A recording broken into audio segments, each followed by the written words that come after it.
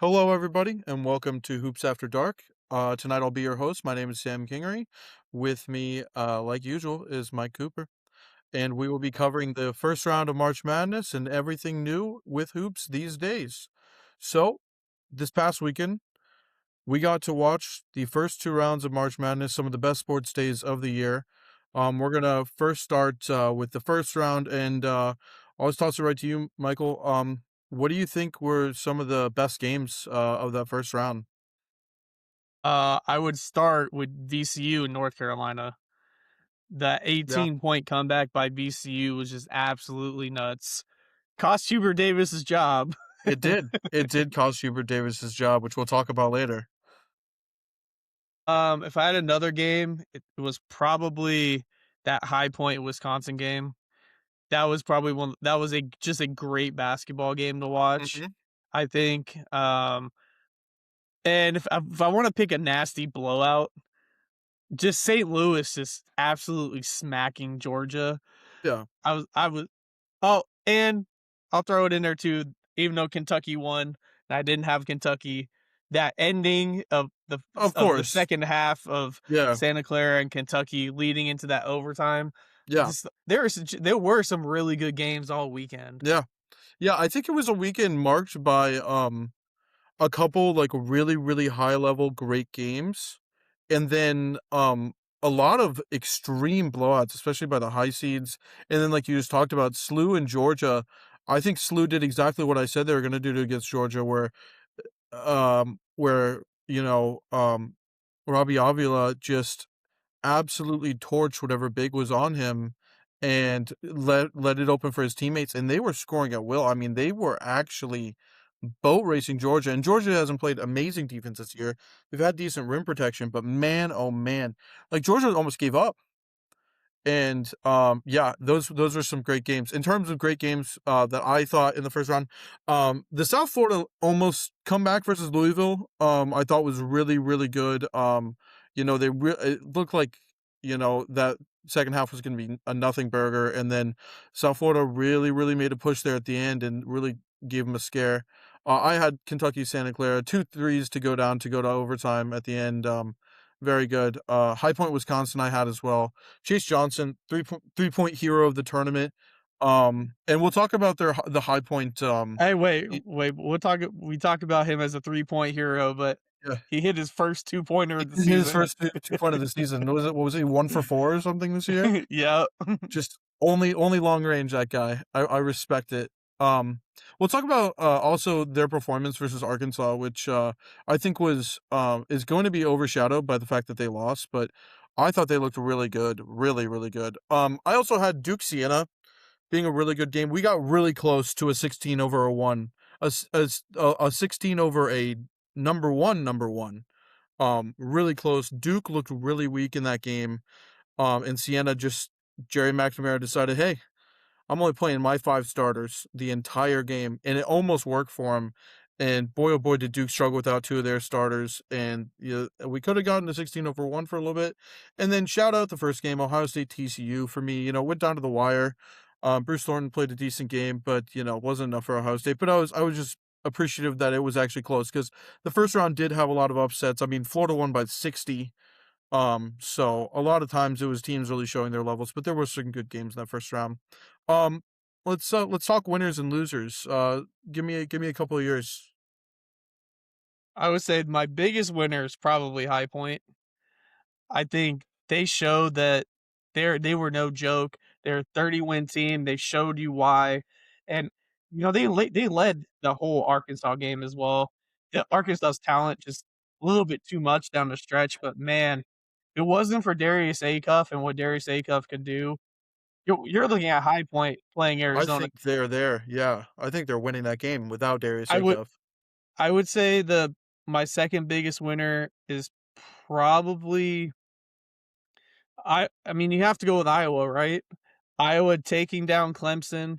They basically dominated that whole game, and just the way that they just hung in there with Florida, hung in there with Florida. Had a 5-point lead with 3 minutes to go. Everyone, including myself, thought that game was over when Florida came back and took the lead. John Fanta, And gave Liam Blutman a Barstool the child please when he suggested that possibly Iowa possibly could play with Florida. He said child please in an airport on national TV. That's how bad everyone thought Iowa was going to lose to Florida if they even made it there. I I mean, I was one of them. I didn't know. I thought maybe they could play with them. I mean, but McCollum's a great coach, man. We might actually get into a little McCollum talk too. You kind of went into the second round a little bit. Do you have any losers to shout out If you were to say if I had any losers, for the first round? loser Yeah, biggest losers, Hubert Davis in North Carolina.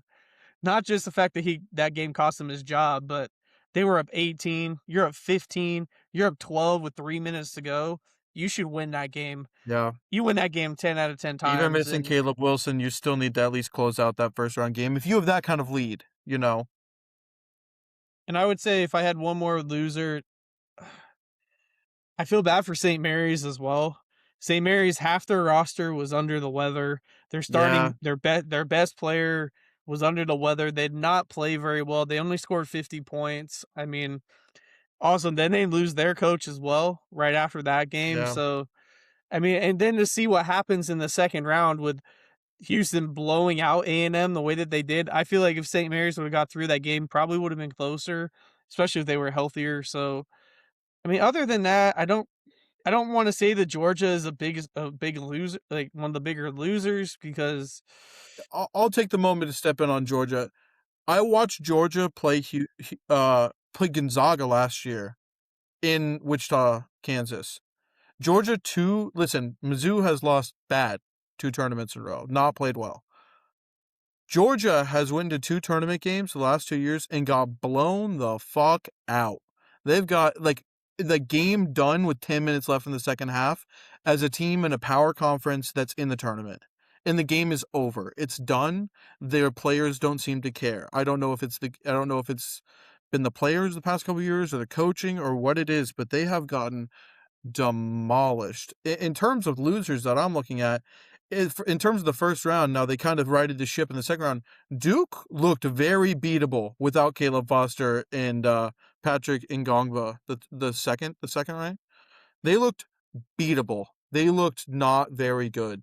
Um, I mean, my team, the University of Missouri, we lost a home game.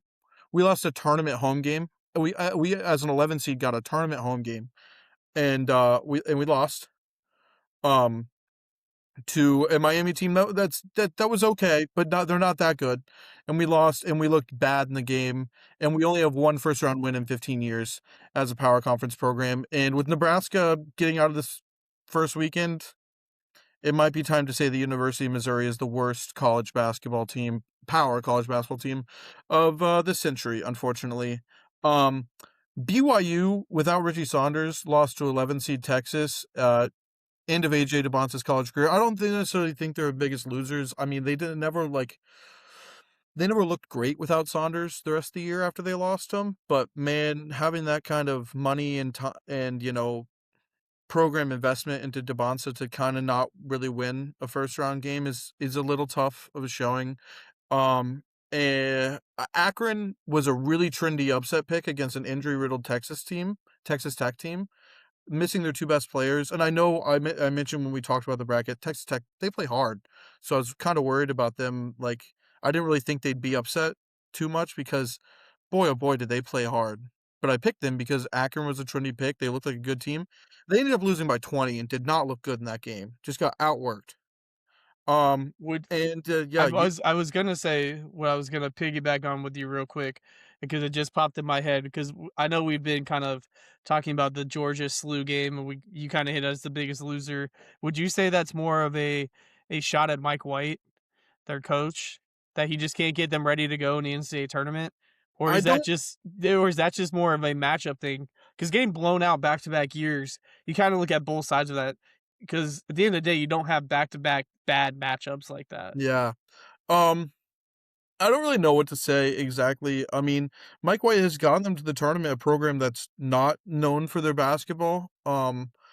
an athletic department that puts more into football for sure. Got into the tournament twice, has some good players. I don't know if it's a personnel, I don't know if it's a Mike White thing, I don't know if it's a matchup thing, but it's something. It's something because it's not just, "Oh, we lost by 5." I mean, they're losing by 20. They lost by 20 to a good Gonzaga team last year, but, like, it was over at halftime. I was in the building, and the crowd, like, the Georgia fans were just leaving at half. And this game, I mean, this is to a SLU team that was very good this year, and I think them and High Point could have went farther if they didn't get the matchups they got. But boy, oh boy, I mean, they looked bad against SLU. They looked like they couldn't play basketball. When they were down by they're down 17 at the half, and Yeah, then SLU just came out on that 12-0 run to start the second yeah, half. They just took it quit. to 'em.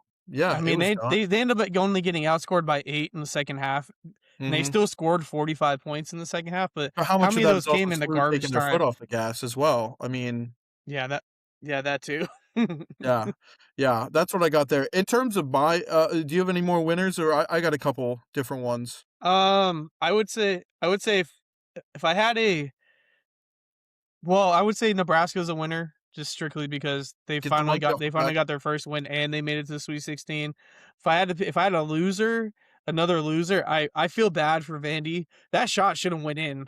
That shot was halfway down. Yeah, And that yeah, wasn't the first time that happened this year because that happened against your Missouri Tigers beginning of the year it that it with the did, same guy. it did, it did. I do feel bad for Vandy. I think they had a great season too. Vanderbilt. I don't think they should be upset about anything. And I think this Nebraska team can keep coming as long as until they get a somebody that just truly dominates them size wise. They're going to be competitive in the games. So, looking forward to keeping watching Nebraska. Terms of my first round biggest winners, I was with you, Nebraska, VCU, SLU. I'm so glad we finally got a Robbie Avila tournament game. We really deserved it when he was at Indiana State, with nearly a lot of the same players and with Shirts, right? Yeah, Um, Shirts is yeah, their coach. yeah, yeah. So I'm really glad we got that. High Point played 2 really good games. And under we don't think about this. We recorded the bracket before even the first 4 games. I want to shout out Miami, Ohio. Miami, Ohio did not play very good in their game versus Texas. Right? That's who they played, or who did they play? Tennessee. Tennessee, which that's a Rick Barnes led team that is as solid as can be. Tennessee's a good program, good team. Um, but they dominated. It kind of felt like they only beat SMU by 10, but they really played well against SMU. In that first 4 game. That game was not a 10-point game. Yeah, It no, and felt it even when SMU went on their runs a little bit, they cut to mm, 6, they cut it to 8. yeah, It just never felt like they were ever in the game, and no, it never felt like Miami of Ohio ever lost control in that game. And I felt bad too because, like you said, they were up early on Tennessee too. They they just could played not they decent. could Yeah, I think they went through a stretch of where they missed like 13 or 14 in a row, and it's mhm. just, Tennessee's gonna abuse you and take advantage of you when it comes to that. Yeah, yeah, but I think them winning that first round game pretty convincingly definitely quieted any doubts about whether they belonged or not. They got a tournament win technically, so they can put that banner up, put the undefeated season banner up. Good for you, Miami of Ohio. I think you should be really really proud about how the season went. Of course, you would like to win your conference tournament, but I think that first round game, they beat a power program handedly in that game and really showed that I do you have any doubts that if they played, one of the 10 through 15, 16 seeds that they wouldn't be in that game or possibly winning? I don't. I think they could win. I don't think so either. Yeah, yeah. No, I just think a top 7 seed is a little bit more difficult, probably for them, especially a team coached by a guy like Rick Barnes that is really gonna play you defensively solid. But If good for that them. Miami Ohio team plays Georgia, they probably beat Georgia. If they play, if you swap their seats with Utah State, You give them that Villanova matchup, they probably beat I could. Villanova. Yeah, no, I think it's closer for sure. So, uh, hold your heads up high. I know you kind of went into the second round a little bit with yours, but do you have any specific second round big winners, losers, anything with that? Mm, I mean, you gotta think Gonzaga, right? Gonzaga getting upset in the second round's probably one of the biggest losers out there. Um, I mean, Florida as well, right? I mean, Yeah, it so fouling up there's only 2, something they did in the tournament last year as well, but fouling up 2 and having it kind of not work out for them, tough. I feel like too, like, it's just that I saw something, can't remember if it was the last 10 or last 12, but there's only been one national champion who's made it to the Sweet 16, in the last 12 champions, and that was when UConn went back to back.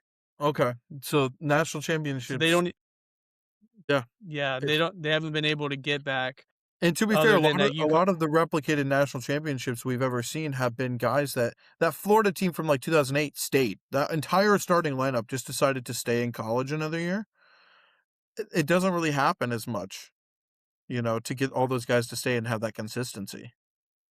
And I think that's kind of what happened with UConn too, right? Their whole starting 5 came back. A lot of their most important pieces, I think they might have replaced a star. I can't remember who, like, their star of the 23 team was, but, I you think know, did mm, Klingon no, yeah, Klingon was stayed, didn't he? I thought I can't Klingon, remember. Caravan I stayed. thought Klingon came out as a sophomore. Okay. He might have. Let me look real quick. 'Cause, was Ryan Nimhard on one of those teams too? No, Nemhard was on Gonzaga. Gonzaga, sorry, sorry, sorry. Those Yeah, no, Klingon played oh, on both of them. okay. Yeah. So when you get that kinda consistency and defensive presence, and then Caravan, who we've seen over this year too, really important to UConn still, I think it was hard to get. I know they kept, their ability on the back end with Hoff and Condon. Um, but I think the difference for Florida this year was really the guard play really went down in comparison to what they had last year. Xavier Lee and, man, who was the other one? It wasn't they really Thomas Howe. It wasn't Howe. It was the other guard. Oh, it Boogie Fland. yeah, they tried to step into Xavier Lee tried to step into those shoes, sort of the other guards. It just never really gelled throughout the whole year. Now, of course, they were a top 10 team the entire year too, and really played great throughout the year, but it never felt the same as last year. You never had the No, go-to guard to You had score. Walter Clayton. You had Walter Yeah, Clayton just taking over games when you needed it, especially in the yeah, NCAA tournament. And yeah, he was setting those bigs up. And yeah. Xavier Lee was really good at Princeton. He just never felt like he was a fit at No, Florida. He just no, didn't feel like that all season. And no. it can kind of and his I didn't understand even with them Iowa hitting that three with what it was like 9 seconds, whatever it Mhm, was. mhm. You had plenty of time to draw up a better play, and your play is Xavier Lee going to the basket to try to hit a Yeah, dump off. I yeah. didn't understand that.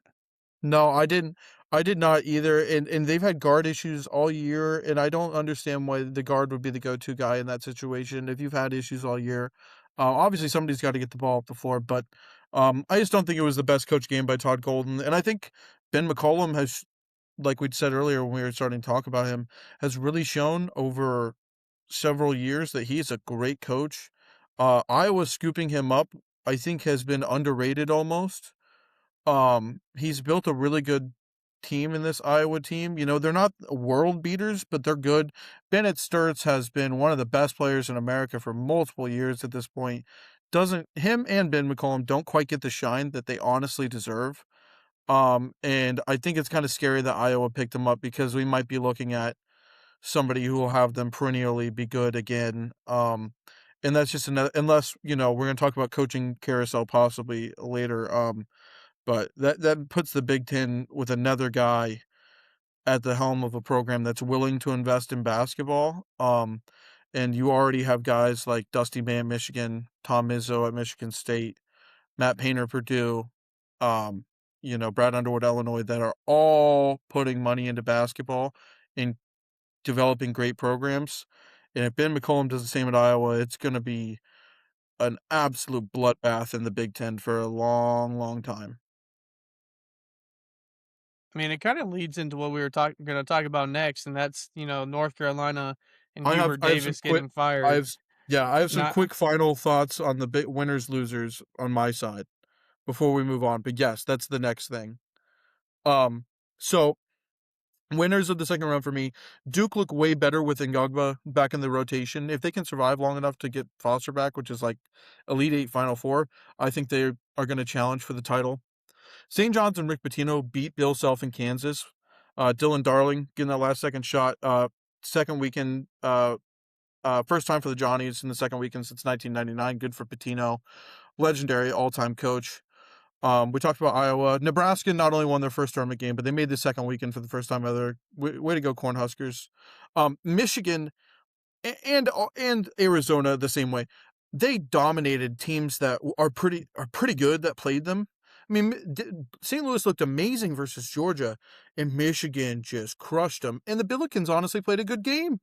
The Billikens didn't even play that bad, and they crushed them.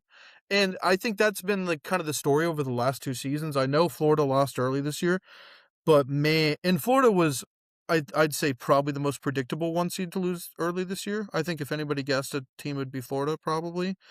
But man, these one seeds, these other ones, and these top seeds have the other games were close to have put real hurting on these other teams. I mean, St. Louis got dominated, and I think they were good. Purdue's senior class has led their way to another Sweet 16. They're getting hot at the right time of the season, which is kind of scary.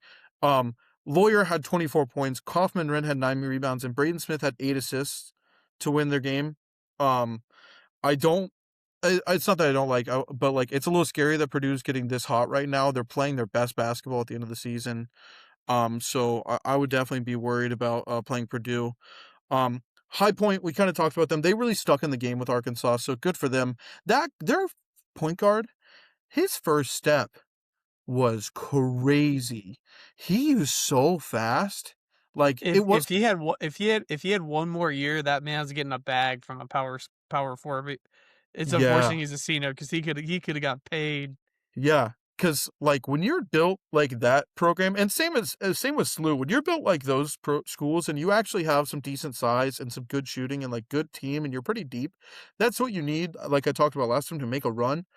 Man, if those teams were matched up against other people, I really think they could have. And that high point guard, Chase Johnston, the rest of their team, they were really good, and they kept in that game with Arkansas. And Arkansas, like Purdue, is one of the hottest teams in this country, and they're playing their best basketball right now. And they gave Arkansas all they could handle. Arkansas under John Calipari, a legendary head coach, they gave them all they had. So I that's a winning game for me. And same talk with Arizona, as the same as Michigan. Arizona, another just casually dominant game for the Wildcats. I mean, those two programs are nasty. Quick, biggest losers. We talked about Georgia giving up in the second half. Another SEC team that gave up in the second half. Kentucky gave up late versus Iowa State. They just gave up. They wanted their season to end. It almost looked like they have never gelled this year. It was pretty clear that they've never gelled this year. They won their first round game, yes, on the back of Otega Oweh making a crazy shot. But boy, they kind of got ran out by Iowa State. My roommate, Kentucky fan, was in the crowd in St. Louis. Checked in on him after the game. Was not happy about it. That game was over when Otega Oweh got in foul trouble.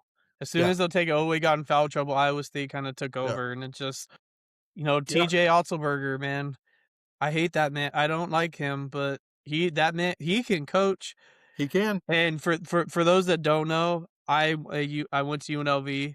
I'm a UNLV. I do reporting for UNLV, and TJ's 2 years at UNLV were the worst 2 years of his coaching career.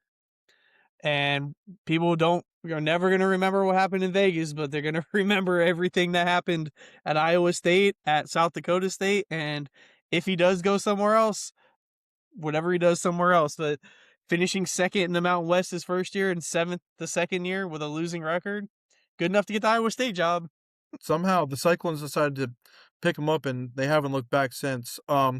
I'd like to shout out my deepest rivals, the Kansas Jayhawks in the biggest losers category. Darren Peterson, one end to the saga. Um, I don't know what is gonna happen with him. I'm sure he'll still get drafted high, but this isn't even. I'm gonna remove myself as a Missouri fan and from the Kansas Missouri thing, and just think about him as a prospect. I don't know if I'm in the head of an NBA scout. I don't know what to do. I don't know what to think. He played pretty He well in the played tournament. he played Oh, well in the tournament. It wasn't and it he wasn't played his fault that they lost those games. oh, and he played well down the stretch, but boy, when he played well, he played bad, and shot bad, his team didn't play well. He sat out a lot of the year. I just don't it's hard to think about. Dylan P and he's gone. He's off to the NBA. They also played a bad game versus St. John's. That game was not pretty by both sides. It was turnover fest. The defenses played really good, but they made the other team look awful. But Kansas, I mean, they could not get the ball in bounds for like many minute stretches of the game. And when you have a coach like Bill Self on the sideline and the talent that they have, I I I think that's kind of unacceptable. And I think it's been a disappointing season. And Bill Self might be on his way out too, the way he's kind of talking. And yeah, as in terms of my five best games, Nebraska Vanderbilt we talked about, Florida Iowa. Everyone likes seeing a one seed go down. Um, Texas beating Gonzaga, Zags out early. High Point, Arkansas, and we there was a couple really great posters in this game. Illinois, Yeah, there even were. uh, he he went up and baptized a man, and St. Louis's How Kellen about Tames. how about you talk Yeah, about what led into that? He almost got posterized on the other yeah, end, yeah, and yeah, went up, contested that, ran the floor, and then dunked on somebody on the other end. yeah, yeah. I know it was a crazy. I was sitting amongst a bunch of Illinois fans, and wow, that was a stand-up highlight. And then Kellen Tames from St. Louis also got the best of Mara, the big man out of Michigan. So a couple really good, really big dunks that got everybody on their feet. I think we can agree. There was another one too. What game was it? There was another one that was just a nasty poster. Was it Kentucky? Was it the Might have not been, Kent? Was it an Iowa? Was it an or Iowa kid that did posterized at um Kentucky? did Cone Carr get one down? Maybe on Michigan State too. It was Colin Carr. It was Colin Carr. Colin Carr put that kid When from you say Louisville on the nasty dunk poster. in college basketball these days, Cohen Carr is a great guess. Um, I think we can agree probably overall the best game in the first two rounds, Nebraska Vandy. Yeah, I would say the St. John's Kansas game with the game winners up there. My Florida, only thing about Iowa is Nebraska, up there as well. But yeah, I just think the Nebraska Vandy game, it was back and forth the whole game. There was no big stretch. It no, was well played the big whole shot time. after big shot after big Yep, shot.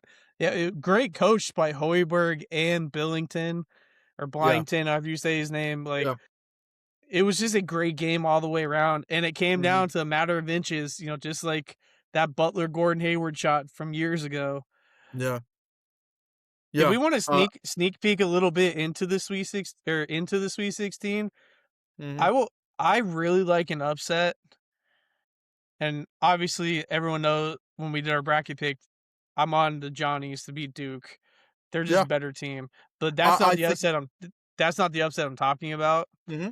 I think Bama beats Michigan.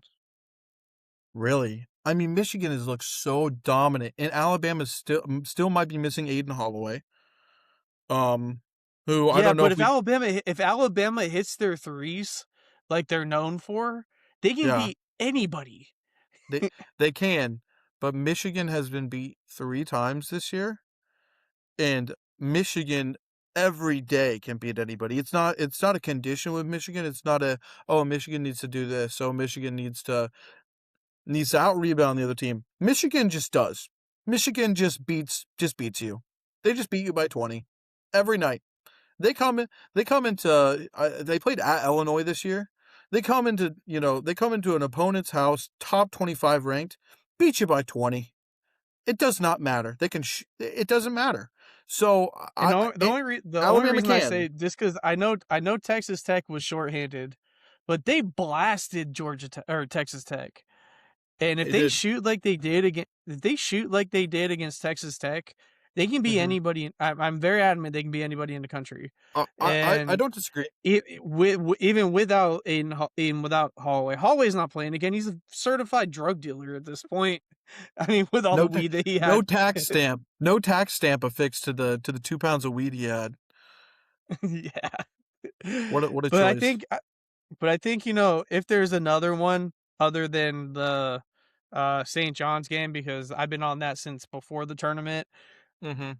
I think Tennessee could beat Iowa State if Jefferson doesn't play. I don't yeah, I think that injury is really big for Iowa State, and, I don't have a problem with anybody saying that they think Rick Barnes can outcoach, who, what's, TJ Otzelberger. I don't think anyone's gonna disagree if you think that Rick Barnes can do that. Um, Tennessee's been solid this year, they've just never gotten to the heights they really wanted to be. I don't see anything wrong with that too. There's a lot of them here, and because there's so many high seeds, except for Texas, that it's kind of hard to No say offense to Texas. I upset. mean, I know Texas have won 3 games. I don't see them beating this Purdue team right now. Not how If they're they had a playing. better, if they had a different matchup, I maybe. But it goes back to what we were just talking about with those big games in the first, Mhm, better games in the first round. Like mhm. I think Texas I don't. also in this tournament has gotten handed possibly 2 of the most overrated teams in the country out of the big teams. I think I agree. Gonzaga, you could argue, has was overrated as a 3 seed and overrated all year. They never really looked that convincing to a lot of people. And BYU, the second they lost Richie Saunders, was just, "Hey, Devonta scores 40 and we lose." Pretty So much. I don't really see anything else. Everything else, I'm not sure if we can really call it an upset. You know, if Iowa beats rival Nebraska, underrated rivalry, by the way, that'll be a great game. I don't think that'll be incredibly crazy. Illinois beating Houston, same thing. Tennessee over Iowa State, same Well, thing. Michigan, only reason I would say the Illinois game is kind of an upset is because it's a home game for Houston. it is a home game for Houston. That is true. It's going to be a tough environment for the Fighting Illini to get out with a win. But I wish they hadn't had such a skid at the end of the season. I was yelling at my Illinois loving friends. If those stupid idiots had just not had the skid they had at the end of the season, I would have taken them much further in my bracket. Whenever they're playing defense the way they have with that offense, they can beat they're another team that can beat anybody because they're the biggest team in college basketball. If they have their rim protection and their front like defenders, if their perimeter defenders are playing as good as they can, if they're getting support on the back end from the length they have, and they're hitting their shots, this team is so good. And they had that little slide at the end of the season, and then I think a lot of people kind of said, it's what you've done for me lately. Well, now instead of lately being a 5 game slide, lately is 2 really good first round games. Same as Purdue. Well, although Purdue came into won the Big Ten tournament and came in hot. But a lot of people, I think, said with Purdue, lately they haven't been amazing. Well, now Purdue's won like 8 in a row. So, Yeah, and I mean, you could say the same thing about Michigan State too. They kind of sputtered yeah, into the tournament, yeah. and I mean, that Louisville wasn't really close, and No, North and Dakota State was not close at all. Louisville no, came back; they hit some shots late, but it was not close the no. entire game. So I wouldn't be surprised if Michigan State is able to play, and they're playing UConn, right? I wouldn't be surprised if that's a potential upset because Yeah. UConn hasn't looked that great either. Mhm. UConn looked good in their against the 15 seed as they should, but they didn't really. I mean, they won that UCLA game by 16, but it never. Speaking of speaking of this UCLA game, did the bet for one technical did it hit? Garden got a technical, right? Cronin got attacked. I don't know if For Hurley all did, those but I people know that bet over one technical in the game, congratulations. That was your free money. We all knew it was going to happen. But yeah, no, they didn't look amazing in that game. And UCLA, they were I hurt mean, too. they only beat Furman by 11, and then they end up beating UCLA by 16. But that game was not really. that comfortable. UConn really pulled away late when UCLA and ran out of gas. and So, UCLA like, got hurt. I yeah, and I don't know. I if I had a I wouldn't be surprised if Sparty won on Friday. No, January, February ISO, baby.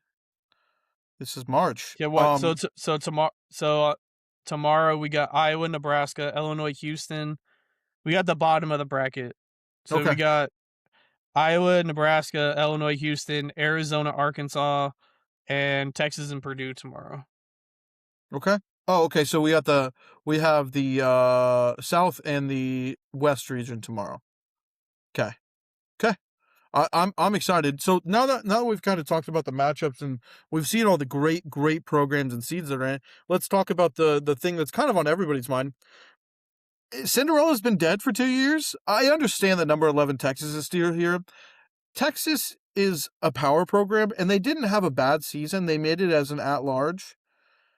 And this is not the same as the NC State team who made the Final Four because the NC State team was not going to get an at-large bid at all. They were awful in the year, and then they won the conference tournament and made it to the Final Four.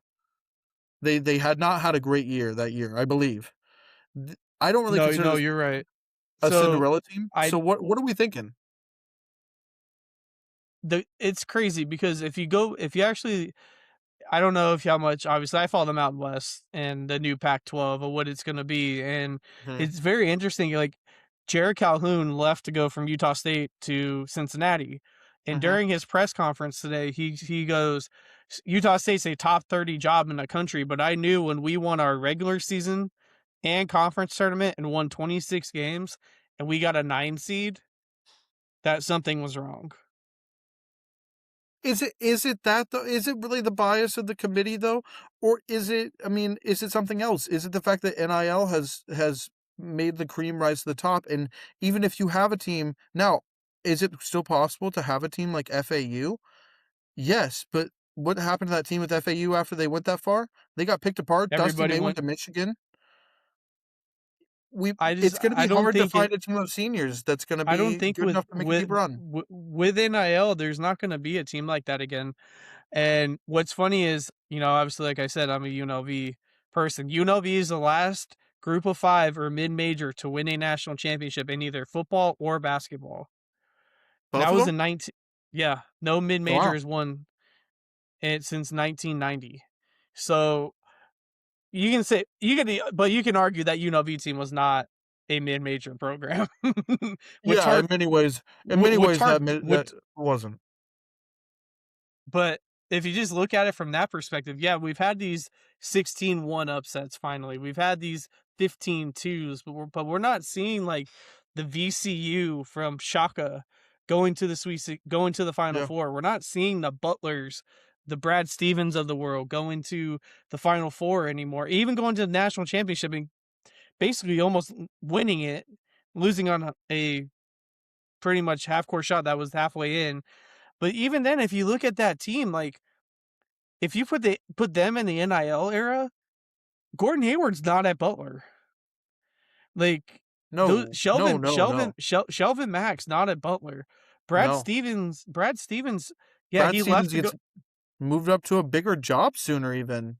Because I Well, I mean, understand the NIL isn't a coaching technically, salary, but no, I would say technically he did because he went to the Celtics, so he yeah, of did. course. Of So, course. but But, I'm like, just you saying, don't like think he moves with on those, sooner? no, I don't. Maybe it could I mean, be, I think NIL but has I also only forced programs to pay a lot for coaches The too. only reason I say maybe though is because does he have those teams with NIL? Exactly. That's So true. it will really show how good of a coach he really is, right?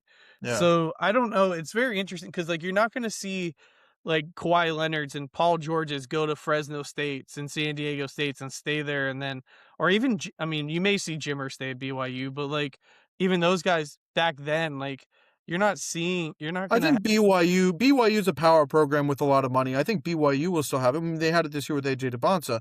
Now, in terms of the full team, I think BYU is always, because of what kind of school it is going to struggle to have the most dominant team in terms, because it's hard to get guys to go to BYU over Miami and Alabama and Auburn and Texas. But I think they'll finding star players, they can pay a lot of money. I don't think BYU is gonna have a problem with that. Do you Well, no, I'm think just talking about, like, if you're looking back at, like, that era, like, it's the Mountain West, that was before they were Yeah, the Big 12, and, yeah. like, even before they went to the WCC, it's like there even when Utah had Bogut back then and, like, when they were in the Mountain West and TCU was in the Mountain West, like, I don't know if we have these type of teams, and then, I don't think, we don't see these games, we're not it sucks because Utah State should have been a higher seed. And they hung in there with Arizona. But they weren't beating Arizona. They beat Villanova, who Villanova can't compete in the NIL era, and Mhm. that's I pretty think obvious. yeah. So it's like you're not gonna have those Cinderella. You're not gonna have a Miami of Ohio go to the Final Four. I am You're a little surprised at some of the big programs of the Big East, that don't have to pay for football, haven't really exploded in basketball NIL spending. I understand football also brings in a ton of money, I do understand that, but you would think that, programs like Villanova, UConn, which UConn had does spend plenty, um, Georgetown's been Georgetown. terrible. Yeah, you would think that those programs would be like, "We don't have to pay for football. We don't have to pay what these SEC what Michigan and Alabama, we don't have to pay what they have to pay in football. Every dime we take," and they have plenty of rich donors. They're Big East programs with plenty of money. You would think that they would have more, and maybe we're just early in NIL, and that's where it's gonna be one day. Maybe in 10 years, the Big East is really gonna have 10 teams that all outspend every other program because they don't have to compete in football. And maybe that's where we're heading to. This is the question I'll ask you. If we see another Cinderella that goes to like a Final Four or even Elite Eight, what's more likely? Is it a team like a Loyola Chicago where they're senior laden and they have a lot of experience playing together and they've all stayed together for a couple years? Or, and yeah, because they could all be fresh in different schools, move up, move down, whatever. But, eventually junior, senior age guys is usually what we see with those teams. Or is it a team like NC State in 2024 where it's a team that was built with NIL money, did have, recruiting money and a big program behind it, and just had a bad year and gelled at the right time? I wouldn't call that a Cinderella though, because that's kind of saying like, A Final so, Four run for a team that was out of an at-large bid, I'll well, give it to them. but they're also a power conference. Uh, they So were if at Texas if Texas makes the Elite Eight this year, are they a Cinderella? if they make a Final Four, I'll call them one. That's okay, The that's fair. and When I think of Cinder they're also kinda still like this for me because the difference with that NC State team is they weren't making the tournament unless they won the ACC tournament. No, I know. No, I get that, but I'm just saying, like, when I think of Cinderella, I think of, like the Loyola Chicagos and the I also Wichita do too. States and the, Butlers and Yeah. even San Diego State 2 years ago made the national championship against UConn. Mhm. So, With a good like, team.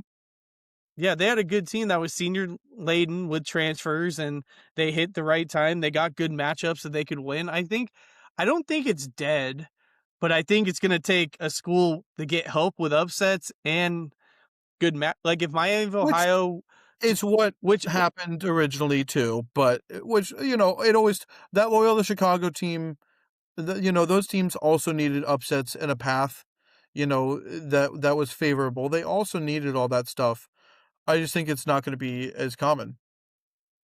Like, it just no, I can't don't be. think it's gonna take like if St. Louis would have played, I don't know, let's just say St. Louis was Virginia. an 11 seed instead of or got in the part of the bracket that was not Michigan, but was not playing one of the 1 seeds, but was playing a 2 seed possibly in the second, maybe. St. Louis plays Like Iowa they State. Could they win? maybe. Yeah, Yeah, I think so. Like, if St. Louis even plays, even if they got this, like I said, if they were the 11th seed and they beat Tennessee instead of Miami of Ohio yeah, losing to them, they could yeah, beat that Virginia team probably in the yeah, second round yeah. if they got through. So, like, I think it's there. I think that people are I think the NIL needs to get under control. And once it gets under control, which I don't know when that will ever happen, I'm not trying to predict the future, but Not once they convinced. get once they start getting it regulated, and I'm on board of like what Cal says, transfer once for free After that, like, the 4 schools in 4 years, that's not that's not what It's it's gotta meant change. for. I think one But free but one and but then what I'm a what special what circumstance.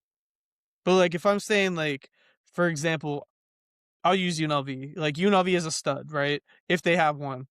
If he can stay for 2 years and make a run with UNLV in the tournament, he's gonna get paid anyway. Mhm.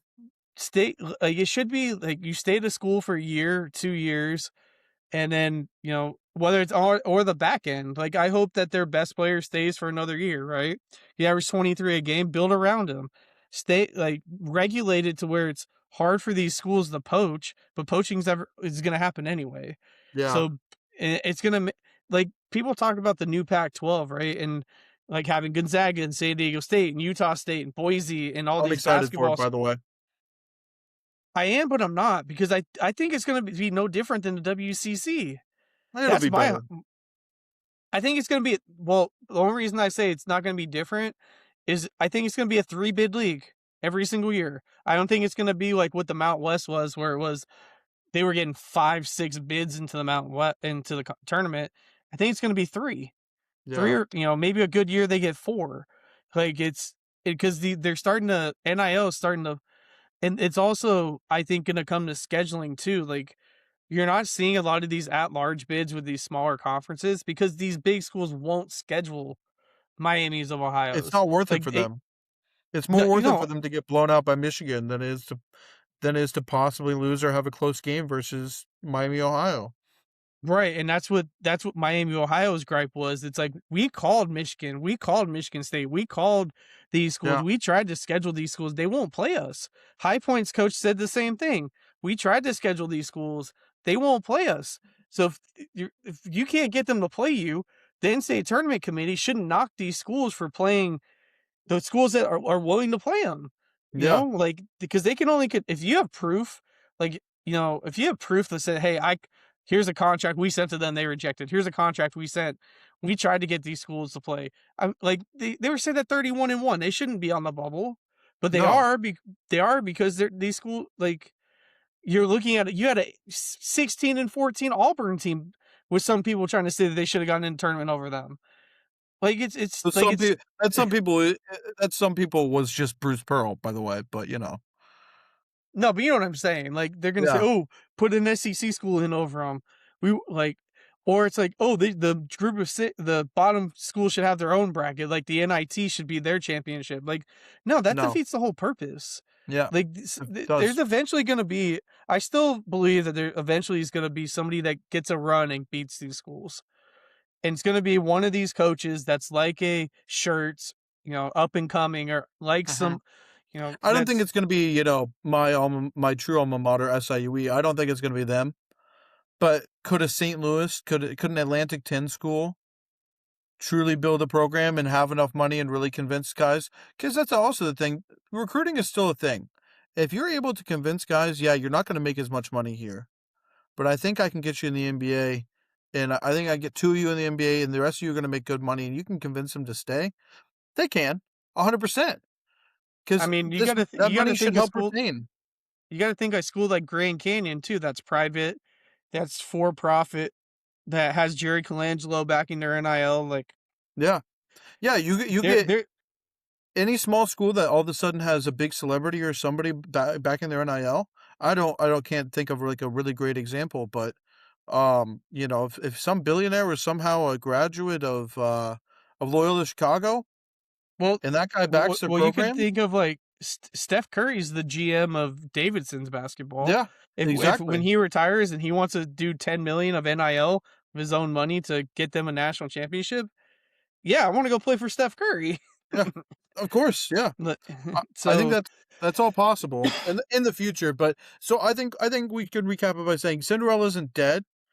I think we both agree it's much going to be a little bit harder and going to take special circumstances to really get a true Cinderella story again. Let's not undercut what possibly Texas could do as of now, because maybe it's just or even Iowa as a 9 seed, yeah, they could get they still have a path to get to the Final Four yeah, too. yeah. If Like Iowa would win the national let's not championship, I think discredit that'd be them a hell of a either. shock. Yeah, yeah, of course. But I think I think the overall discussion is I think we're seeing a trend where we're getting much less of those schools that really come out and surprise us. Because even a school that would like surprise us, like if St. Louis went on a little run, would it be the same as that Loyola Chicago team going on a run? No, because we saw No, St. Louis play this year. They were good. Miami, everyone knew about, but Miami's so small that everyone would be like, "Wow, look at them." But if SLU had made it, gotten a decent bid and made it into the Sweet 16, everybody would be like, "Yeah, no, it's not shocking." So let's talk Hubert Davis. Hubert Davis inherited a team from Roy Williams.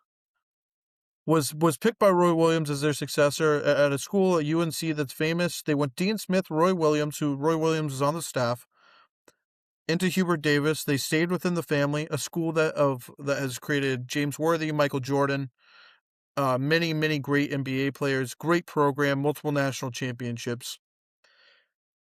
Hubert Davis was gifted this job, trusted with this job, took his first year roster, took them to a national championship that they lost. Has one of the biggest blown national championship games. Yes, yes, he has underperformed the past couple years. And same as if you do this at Duke, same as if you in basketball you do this at same as in football if you do this at Michigan, at Alabama. Hubert Davis was essentially told that he is being let go. He has been officially let go by the University of North Carolina, Chapel Hill.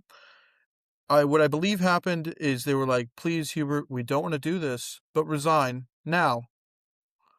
And he is gone. And now the top, at worst, top 5 job in college basketball, in my opinion, probably job number 1 or 2 in college basketball, is now open with a slew of both guys that are on coaching blue blood or pretty high level programs that could be in conversation.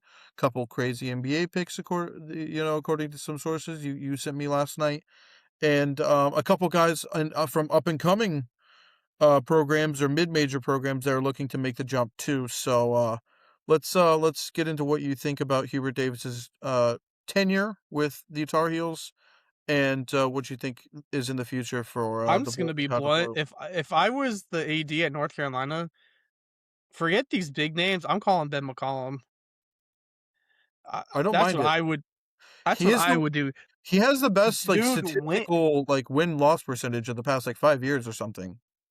Dude wins. That's He I. does win. But if you, but you know, I think we could. I think this was inevitable. Like Hubert Davis has been up and down. He won 65% of his games, which is not good enough at North Carolina, but any As other I school in the told you country would last take. night, he won 65% of his game in the weakest version of the ACC also that there has been in 30 years. Jim Larinaga left, Coach K left, Roy Williams left. I know it's the same school, but they left. Bennett at who was Virginia. Virginia's coach.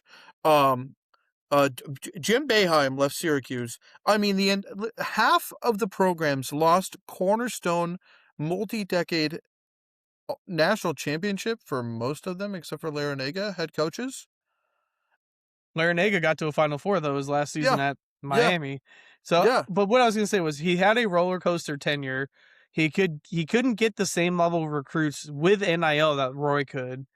He just couldn't get them over the hump, and he had too many. Just what the hell kind of losses are these? Like you national championship, you blow was a 14-point lead to Kansas and you lose. Mm-hmm. You have this game just like against VCU. You're up 18, you're up 12. Like it's a game you don't lose. You Mm-hmm. you struggled consistently to beat these bigger programs. You got into you should have missed the NCAA tournament last year, but Got that's the lucky and made a little conversation of run. Got lucky and made a little run, but should have. Or was it 2 years ago? Because they were over at Indiana State, weren't they? yes, 2 years ago 2 years ago, yeah. when Cream should have got in the first time. Yeah, should have. And then they would lost in the championship game of the NIT, that uh Indiana State team. Home of Larry Bird, by the way. Yep, Shirt that was Shirts at Indiana Yeah, State, then he went to, yep, St. Louis after that. St. Louis fired and Travis brought Ford. yeah, Um, yeah. but yeah, I just think, it was too. And the biggest thing for me is like the first thing they said is they're gonna hire outside the family. They're gonna look and see what there is in the family, but they're finally gonna go outside of that Dean Smith family. So that opens up a pool of prospects. And I don't know who's gonna take it. I don't know honestly who's gonna consider it. With TJ Otzelberger was asked about it today. He said that he's happy and sounds like the ADs him are working on an So does every single extension. coach. I think there's gonna be The a only lot of one big that extensions. well, what I was gonna say was the only one that said they were oh, I'm at the one of the best jobs in the country, but didn't sound like he wouldn't consider it was Tommy Lloyd. Um, you mentioned some of the NBA names I sent you last night that Billy Donovan is well, apparently actually their first call, it came out already. Their first call was Brad Stevens and Brad Stevens said no. They already Hey, you gotta take the shot. I respect they the called shot. Brad Stevens. Yeah, they called Brad Stevens. Apparently, that came out. I can't remember if it was Goodman that tweeted it this morning or this afternoon, but they said they called Stevens, and Stevens said, "No, I'm happy with the Celtics." So What a that's shock. What a shock. To be fair, Stevens is now there. The choice was, and it's not a bad choice, either be the GM and he was a great head coach on the Celtics, probably the most storied program in the NBA, or coach UNC, the most or one of the most storied programs in college basketball. Kind of shows what level Brad Stevens is seen at across basketball. Maybe the GOAT if we have that conversation one day. In terms of he coaching he and GM wise. he is one of the best basketball minds I've ever seen. Dude's just a whiz. But then you have the guys like, oh, the report came out of Billy Donovan might be on the outs of coaching the Bulls, and he may be interested in coaching college. So Donovan's names been floated around. I mentioned to you that list yesterday was Tommy Lloyd, Dusty May was on that list as well from Michigan. You have T.J. Otzelberger, Iowa State. I think Shirts was mentioned in a couple articles I sent you yesterday. I can't remember. There was one other one that was not a big school. Um, Oh, well, Texas Tech's a big school. McCaslin's been talked about as well. But Jerry, who is the South Florida coach? Has he already gone to? He's gone to like Georgetown or somewhere already, right? Hodgson, yeah, he went to Providence. Providence, yep. The Friars. Jerry McNamara took the Syracuse job, so he's out. It was also pretty evident that Jerry McNamara was going to be given the Syracuse job, considering that history there. Um, I Chris Mack, former Louisville coach who was at College of Charleston, took the South Florida job today. okay, okay, interesting. And College Charleston's been pretty good lately too. My little sister's about to go there this fall, so shame for them. Hope they find another new good guy to lead the program. Um, I I don't did think see they're gonna keep a I did mid-major. I did I did see one list had Pat Kelsey on there as well, the Louisville guy. Don't know about him. Don't know if he's ready or built for that kind of job, Don't but think he has the his consistency. I don't think he's shown them. For the UNC job, the way I see it, I don't really I think they'll go outside the family because I think they haven't liked how this has went. And I don't really think that Hubert has picked a successor or had time to do that yet. I think that a mid-major coach, unless they're incredible, I mean, maybe Shirts, but like really, even then, I don't really think that it's this is the UNC job. This is the job. This is the Celtics of this is the Lakers. This is this is coaching at Barcelona. This is coaching at Real Madrid. This is the job in this level of basketball. I, I, my main thing that I think it's going to be one of the guys that's coaching at a blue blood adjacent. I think it's going to be a Dusty May. I think it's going to be a Tommy Lloyd. I think it's going to be somebody that has the reins of a program that they have brought consistency to. I think that's what UNC is looking for after post Hubert Davis. I think they want consistency. They want national relevance, and they want high level prospects. I think they want a coach that can bring in guys that they're going to ship off to the NBA again. I think they want a coach that is consistently good and not up and down. And I think they want they want to be nationally relevant. UNC, I don't even think they were happy with this, trend of being within 15 to 30 in the rankings. I don't think they were happy with that either. I don't think they're pleased. I think they want to be we are top 10. We have NBA players or guys that are incredible college basketball players, and we are consistent. That's what they're looking for. And I think there's about four names that satisfy them. And I think they're gonna get one of them because it's the University of North Carolina basketball job, and good for them. And Two all names we didn't mention where Todd Golden was mentioned as well, and Nate Oates at Alabama has also been mentioned for the job as well.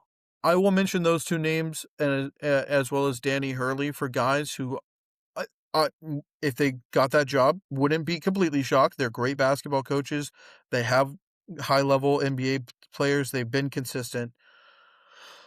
North Carolina, looking aside the whole Bill Belichick situation in their football program the past year, is also a They should program. just hire the joke is they should hire Phil Jackson. Sure, that's true. Bring him back. Um, Roy Williams built a culture there, at least from my eyes, that seemed like a culture of gentle. Roy Williams seems like a gentleman.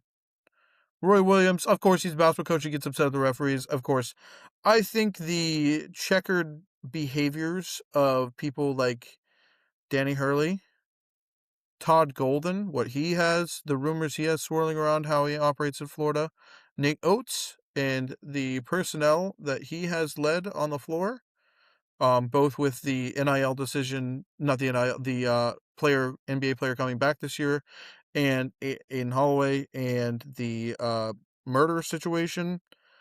I don't know if UNC, a program like that, really wants exactly that. I really am leaning towards Tommy Lloyd or Dusty May. I'm not saying those guys are perfect people. I I'm not. wouldn't be upset. Another list I've seen that has Byington on it from Vandy. Wouldn't be upset at that one. Duke No, can coach. he can't coach. No, I wouldn't. I wouldn't be upset with that. I don't. I think they're If we all want to great hit back options if we want to hit back too. on McCollum, I know we're going to talk Yeah, about this next. If we're going to talk about this next, but I see McCollum taking more of a job at like Kansas than taking a North Carolina job. yeah. We can Just move on strictly, to just strictly Kansas, because but well, no, but I was just gonna say strictly because he has the Drake, the Indiana vibe, the Midwest. I think if I don't think McCollum would go to a UNC. I mean, if you offer him enough money, it's North Carolina. You're not saying if no. it's But not even enough money. If he gets offered the job at if he gets offered the job at North Carolina for the same amount he is coaching for at Iowa, he is gone. I no, guarantee. yeah, but I feel like that he's not even being considered for this job. But I think if Kansas does open, which we're gonna talk about next, I think he would be considered for that job 100%. Damn. Give me your top three that you think for the job for the For UNC North, job. I would say probably if I had a number one, it's probably Tommy Lloyd. I think Tommy Lloyd wants the North Carolina job. I think North Carolina wants him. I think it's a great fit. He can recruit, he can coach. He's going to have a bigger NIL budget at North Carolina than he will at Arizona. And he's already a godsend at Arizona. He's in the same level of Brad Stevens for wins for their first 5 seasons. I mean, if they win a national championship this year, which they have a very good shot to, you're going to leave on a high note too. Yeah. So Yep. I would say he's probably number one. Um, I would say Dusty May's number two for me. I just think Dusty May's the type of dude to jump from school to school until he gets the job he really wants, and I think he won't be one that turns down North Carolina. Um, No. and I think Although number accuse and you didn't, but just to your point of him jumping around, his job was at Florida Atlantic, and he got offered the Michigan job. I don't think any of us can really be like, wow, can't believe you took that step, no, man. I'm not saying it like that. Yeah, It's just yeah, like yeah. you're only there for I think 2 or 3 years. You're gonna be only at Michigan for 2 or 3 years. Brought him to a But Final Four. you're going up the ladder, so Yeah, you can't really. climbing the I'm ladder yeah, and you're being not really. I'm successful not. at every stop. Yeah, I'm not knocking him for that perspective, and I think number three, if we're gonna go smaller, and they just happen to just miss on every single big person that they want, go get shirts from St. Louis. Yeah. I want to see Kareem get an extra year and go play in a North Carolina jersey. Oh, him dude, what is it with him in blue jerseys? The St. Louis is the dark blue is a little bit worse, but boy, that powder blue at Indiana State looked good on him, man. Exactly. Now the powder blue of North Carolina, whoo, whoo, no, I would don't get me I just talking think about that that. every Uh, I think that, like, if you're gonna have a list, I think a realistic one has to have a smaller school coach on it, because you're not gonna hit, TJ could say, "Nope, sorry, just use you to get an extension." McCash Michigan could give him a fat extension. Dave Portnoy could ride up from Miami Beach wherever he stays during the year and give him $8 million and say you're staying right here. And Right, then and or even, like, Tech extending their coach or, you know, Florida just using Golden yeah, trying he's already Golden's already in talks to try to get another extension, so how many of these are just gonna leverage North Carolina to yeah, get an extension? yeah. So, I just think realistically, they're not gonna hit on all like, obviously, you're only gonna hit on one, but I don't if you're gonna swing for him, not everyone's gonna answer that phone call. They're gonna get rumored, then the extension's gonna come out. Yeah. So, I I think think Schertz and McCollum are the 2 smaller guys that I think are the right choice. or Byington, I think, I don't mind that either. Yeah. I Um, think I think you're more likely to get shirts than you would be McCollum. yeah. I think we can transition on that to Kansas. And a first quick point, I think it's gonna um, contract extensions are gonna be very similar to what we saw in college football, where all of a sudden there was an Alabama job open, and there was a Penn State job open this past year. There's a Virginia Tech job open this past year. I'm still shocked at Florida State. They didn't need a new coach yet. I don't know. LSU, Ole LSU Miss, opened up, yep. So, we're gonna see, I think, a very similar thing where it's gonna be, there's gonna be 3 coaches that move and all of a sudden 3 other programs that their coach just a carousel. But we're gonna see guys like Eli Drinkowitz at Missouri, guys like, Illinois' head coach, Bielema. Bielema, yeah, you're gonna see guys like that are leading kind of up and coming, kind of feisty programs. They're gonna get the extensions too to keep them there, while you're gonna see other guys who are more climb up the ladder types. You're gonna see them take those jobs, but you're also gonna see a carousel of contract extensions as well, and then you'll see mid-major or lower guys move up, and so on and so forth. Let's transition into talking about kind of how Bill Self left this season at Kansas. He had some health problems over the season. As much as I hate the Kansas Jayhawks and Bill Self himself, 5 level 1 violations, by the way, never got in trouble. Five of them. Missouri one time had a student get paid for like didn't pay for an apple at lunch, and they got 2 years of bans from bowls. But that's fine. I hate them. Bill Self, What I wish he was the best in hell. there was a saying that Tark used to have. It was Kentucky's going to commit a recruiting violation, but Long Beach State's going to be put on probation for it. Yep.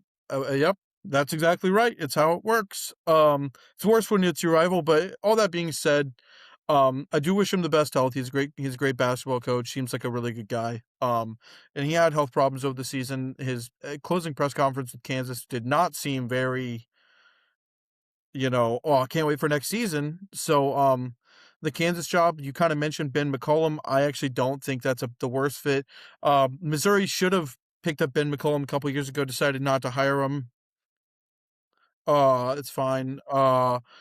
It's fine. I'm so happy with Dennis Gates. It's my dream to have a coach that goes 1-15 in March over his first 4 years.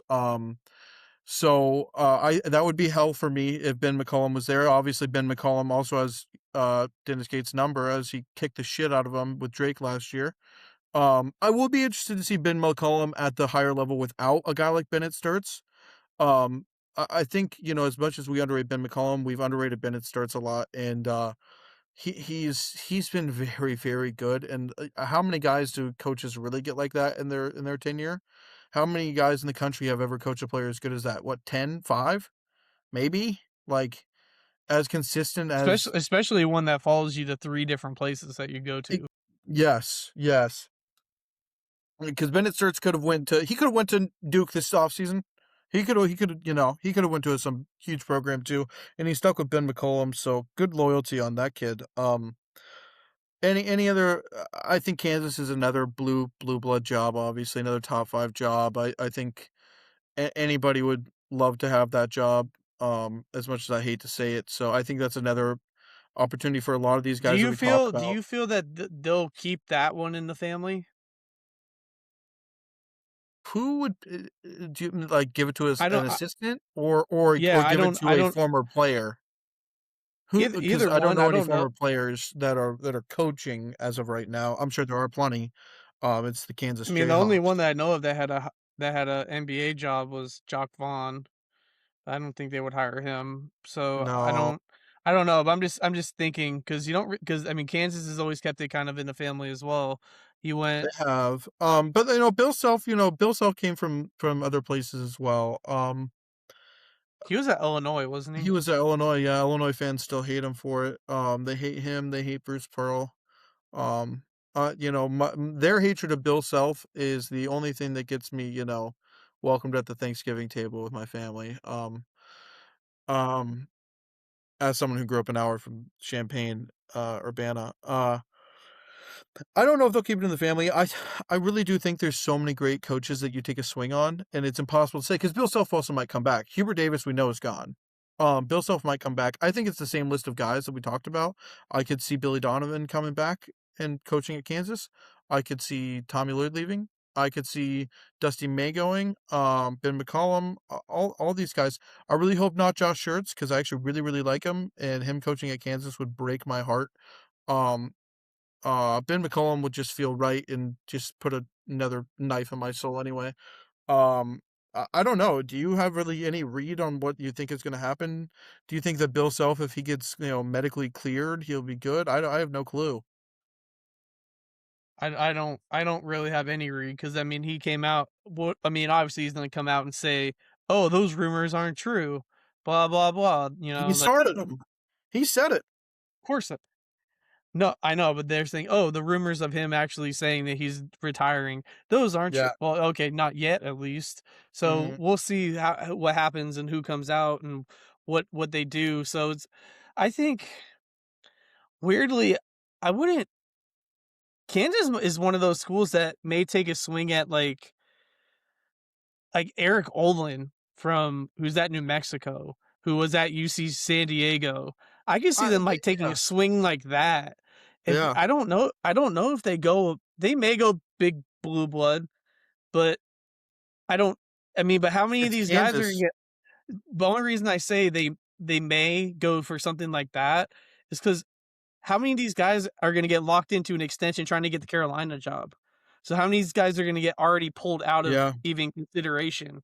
So Yeah. I think I It think might end up the same as the Penn State job where everybody went for the LSU job or got extensions, and Penn State was kind of left at the holding, nothing in their hand at the end of the coaching carousel, like, yep, and then where's I mean ours? Matt Campbell's a good coach or a They decent they coach. ended So, up with a good coach. It's the but same as Kansas though. Kansas could end up getting like missing on all their guys, still end up with a great coach at the end of it. But they could end up being like, all of our fans thought we were getting Tommy Lloyd and Dusty May, and now all we have to offer them is, New Mexico State's coach. And their yeah, fans might be well, upset, but he'll probably still be a Hall of Famer, and there'll be a great program. So kill myself. but I think like I mean realistically though, if you look at like those in the Big 12, who would leave? The guy from Tech's not going to Kansas, I don't think. I think he's No, more I likely don't to go think to they're going to get anybody within conference. no, I think like the that's still BYU a guys strong not leave. thing. The Yeah. K-State just hired a new coach. Oh, Texas is what would be so funny? Oh man. I'm sure he is in an extension, and I'm sorry to my friends that are gonna watch this and call me an idiot. I apologize. I know I'm gonna get hate from you guys for this. It would be a little funny if Brad Underwood broke his contract with Illinois and went to Kansas. Oh, it would be. I wouldn't be It's easy. that one I wouldn't be surprised at. No, I could see no. that. Yeah. I mean, I could see like I was gonna say if you're not gonna go Big 12, I would probably call McCollum. I may call Hoiberg. at Nebraska. Hoiberg, yeah, yeah, yeah. I'm gonna call him if Mhm. I may call Hoiberg. I probably call Underwood. I don't like. I just look at the. That doesn't matter. I mean, Kansas is gonna get who they want, but I just think like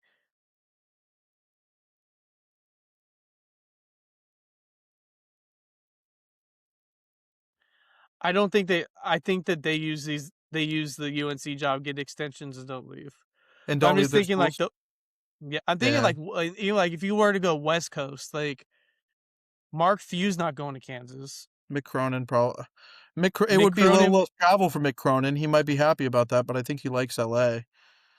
Yeah, I don't know. Like Cronin's not going there. Musselman's not. I don't think leaving USC. Like Do you really think that anyone gives a shit about Eric Musselman anymore anyway? He hasn't no, been but good at USC. Like, I'm just speaking yeah, of you West no, Coast I know schools. you're just saying, but like, I don't. Like I think Mayor Eric Musselman's played himself out of. If 2 years ago, if the Kansas job came up, he'd be a name in that discussion. Now, yeah, he's been bad at USC. yeah, yeah, now he's not But there. like Dutcher's at San Diego State's too old. Yeah, Like I don't. I mean, I don't see like the Utah State just got their coach poached. New Mexico, maybe Eric Olin, just because he's hot up and coming. ASU just hired Bennett. Bennett's not going to leave there. So it's like you look at these schools. I don't really know who they call. yeah, Like maybe the guy at Wichita. I don't remember his name. I mean, he's new. He's been decent. he's been okay. Maybe they call Ryan Odom, but he's also very locked in and an alum at Virginia. So it's like I don't like they're gonna be they're the ones who are gonna be screwed. Kind of like you said, it's Yeah, gonna be another Penn State situation where Self is gonna drag this out. It's probably gonna last another week. Carolina's gonna leverage all these guys into getting extensions and except for the hire their one that actually coach. goes there. Yeah, and then they're gonna be like, uh, well, Now what? I guess somebody's coming here. Somebody has to come here. I um, I would be very happy if that's how it ended up. But we'll have to see if Bill Self even leaves. Maybe he gets a good health report back and he's good. Let's do you want to move into quick covering a few things NBA wise and then get out of here? Yeah. How about NBA agreeing to expand finally? The Seattle Sonics are Seahawks, back. Seattle Supersonics are back. Vegas is now getting a team. They're expected to start in 2028. You know what's crazy about the whole Vegas thing? So Mm-hmm. the next 3 years in Vegas could be absolutely nuts. You have 2027, they're hosting the CFP. Do they have a World Cup 2028, game? you get the A's, you get the NBA potentially, and you get the Final Four at Allegiant Stadium in 2028. And then they came out today; they're hosting the Super Bowl in 2029. That's Like it's crazy. just they're gonna Well, have like and I know this is hoops after dark, but I mm, quick blurb on the Raiders. I actually think the Raiders could be okay as long as Mendoza's actually a decent NFL quarterback. I know that's a big ask, but I actually don't hate their team and the pieces they have.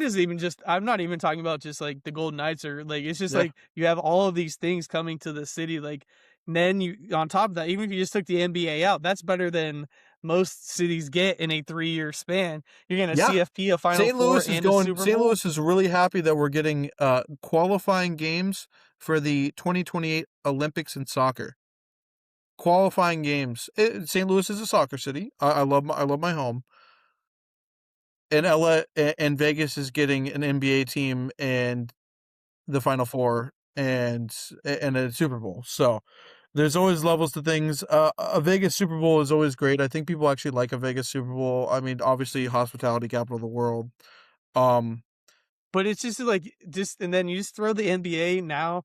It's like it's going to be interesting to see what Vegas does in that aspect of mhm. where are they going to build a new arena? Are they not?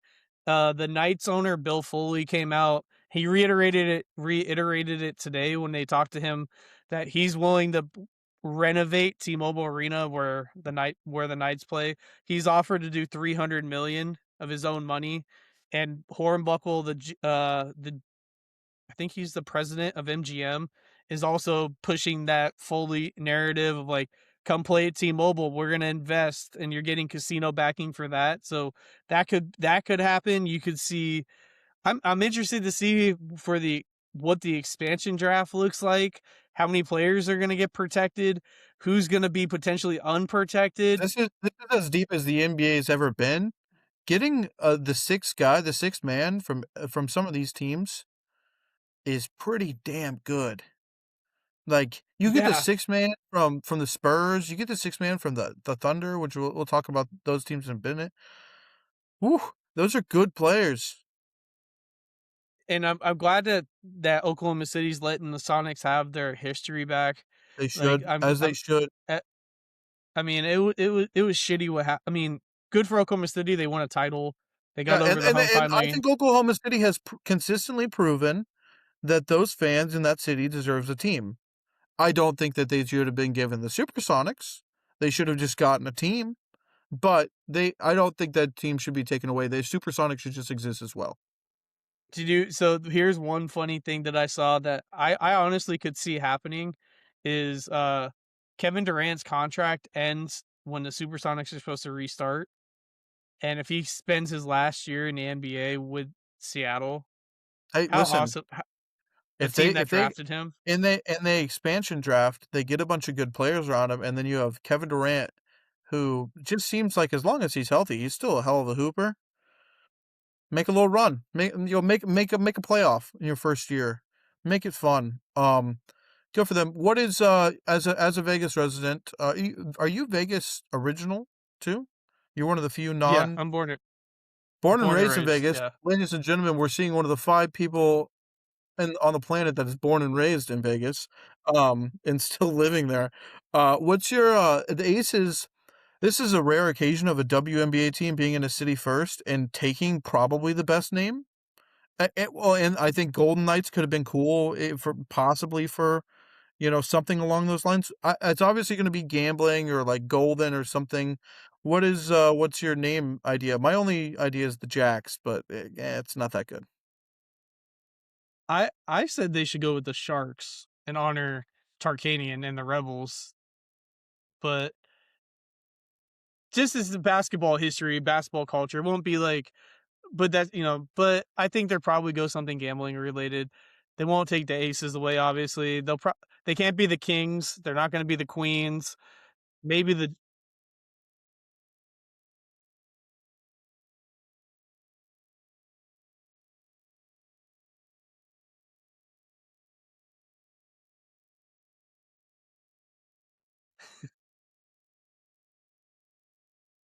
I think you could see like they should, but Yeah, they're not going to be. the ace The Aces and the they're Kings would not. be great as an NBA as NBA WNBA bearing, but I mean, I could see the.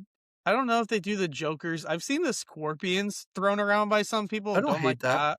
I don't I don't hate hate that. it, but I just don't know. I feel like with Golden Knights being taken, obviously, and the Aces being taken, you're not gonna go something maybe you're not gonna go Raider like Raiders and something for A's that. don't they're just franchises that needed to move and Vegas made sense. They don't actually No, I'm just belong saying there. you're not gonna Yeah. go in that theme. So like I No. don't know. It's gonna be interesting. I want to see They like moved the Golden how State they Warriors do it. to Vegas. People in Oakland would Because like oh, I I want to see like the process of like where did they come up with these? What were the options? Are they gonna are they gonna do what you like what the Mammoth did in for NHL or like let their fans vote? 'Cause the that's Las what the Vegas Utah Hockey basketball Club team did. would be so funny. If they go with the Utah Hockey Club and they go with the Washington football team method for a year and they go the Vegas basketball team, the I basketball think players of Vegas. I love it. I think like it, but what if whoever the ownership? It sounds like the leading group right now for Vegas is Magic Johnson's group, but we'll see what happens.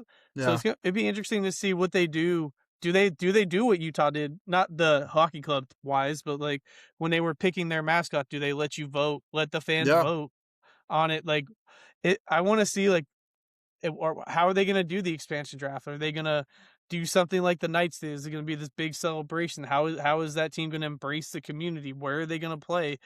And you gotta figure this out in 2 years, 'cause they're not building a new stadium in 2 years. That's why I feel like they're gonna play at No, T-Mobile Arena. they'll play in T-Mobile until they build a new one or they revamp it. They'll just play there. Um, yeah, I'll be interested to see. I honestly really think the Kings.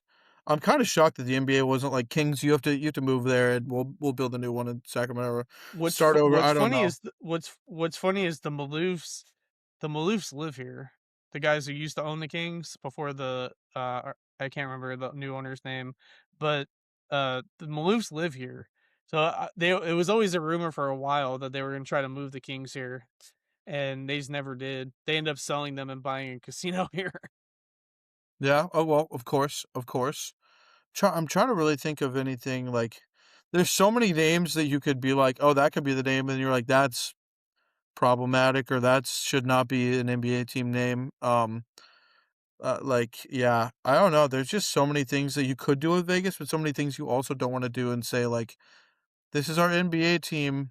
They're the Las Vegas Strips. They're we don't want to like we don't want to do that. We don't want to call them the Gamblers. Like that doesn't look good. No, Chauncey rehire Chauncey Billups and call them the Gamblers. hell yeah, do that. That's the best situation they can be in. Yeah, no controversy to start this franchise. What are the Timberwolves and the Pelicans getting moved to the Eastern Conference then? I think That's that what they makes were the most talking sense. about. It makes the most sense. That's what we're talking about, the Wolves and Pelicans moving to the East. I like it. I think the Wolves make sense as an Eastern Conference team. I think the Pelicans do too. They're in Louisiana. Like Louisiana is it feels in the southeast to me personally. And Minnesota doesn't seem that far west. Yeah, I'll be interested to see how expansion draft will work with two teams. I'll be very interested to see what Vegas ends up doing with naming and stuff. Let's transition to talking about just how the NBA is looking right now. Couple just things to talk about. Let's start in the East. So the East, the Pistons have led all year. I believe that Cade Cunningham just took an injury, so that could possibly derail them a little bit. We got to talk about the team in second. You know who the team in second is. It's Brad Stevens' built team. It's the Boston Celtics with Jason Tatum back, who honestly Are looks are pretty damn good. are we just on a crash course to see a Boston Celtic Oklahoma City Thunder final? The Uh, last two NBA champions. maybe. I mean, maybe. I cannot believe. Like, listen, I thought the Celtics would still be good because obviously they still have Jalen Brown, Jason Tatum. I knew Jason Tatum was injured. I saw them selling all their guys, but a lot of the guys they were selling were older or like or had injuries. Kristaps, Al Horford, Drew Holiday. I figured they would still be competitive, and with Jason Tatum, they would back.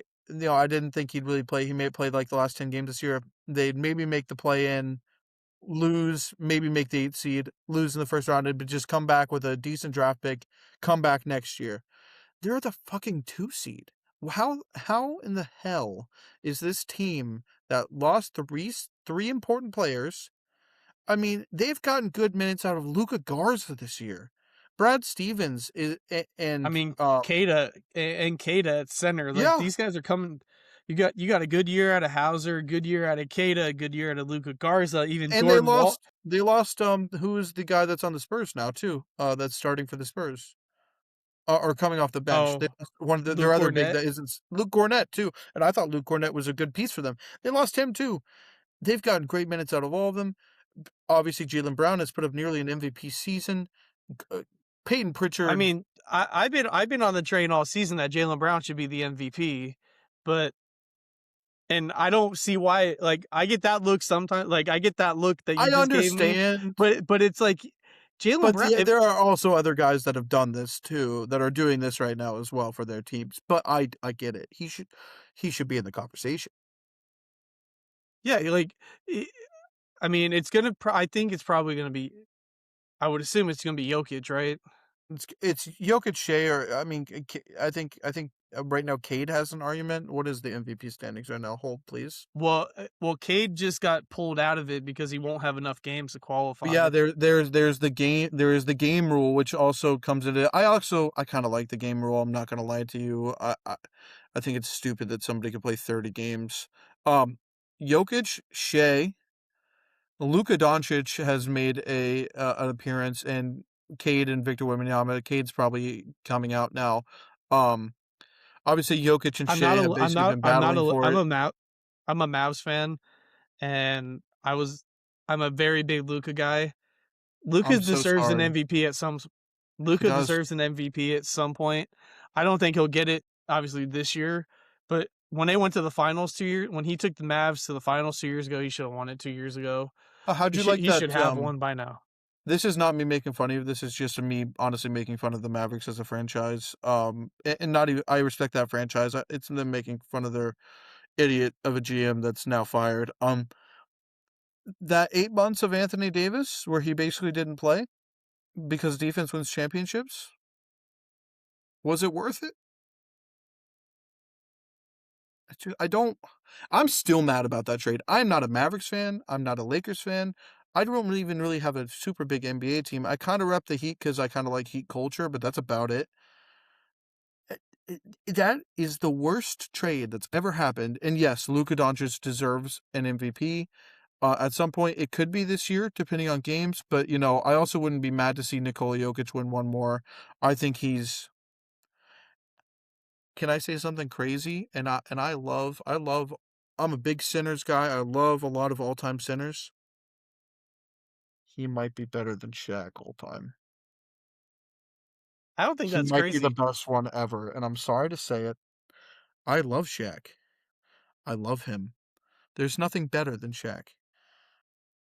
I think they're But I think I think they're if Jokic is they're up I distinctly think different. Jokic They're distinctly different players. I was gonna but I was gonna say is Shaq was dominant, but he was only dominant for 10, 12 years. Jokic is going on 10 straight, still in MVP conversations. He's probably gonna be for the next 5 or 6 years. I just think by the time it's all said and done, I think it's gonna be Jokic is probably gonna be the best I, center I of all think I time. think I think if you're building an all-time team, I think your decision is basically: do I want a distributing center, or do I just want a guy that I put by the basket and say, if you don't put three on him, he is going to put his nuts in your center's mouth and score 40.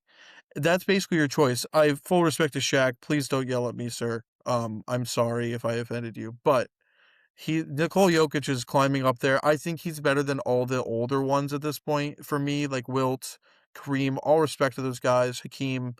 But I really think it's a two-man race for that greatest center. And I'd like to see him win one more. I, I understand why Shea's good. It's hard for me to watch him play sometimes, but What team that's in the playoff hunt or not a goal let's say not a Thunder or Boston could make a deep run for in your opinion and uh, upset somebody in a round or do they two? have to be outside of the top three or four? I just if Boston makes the finals as a 2 seed, no one's going to be surprised. No, same as the Pistons making the finals. I would be surprised to see the Knicks make it back to the finals. Um, Now, in terms of who's hot right now, this was on our list, and I guess we can get back to the standings. We got the Pistons and the Celtics. We have the Knicks in third, Cavs in fourth. It's kind of been predictable of the Knicks, Cavs, and Pistons all year.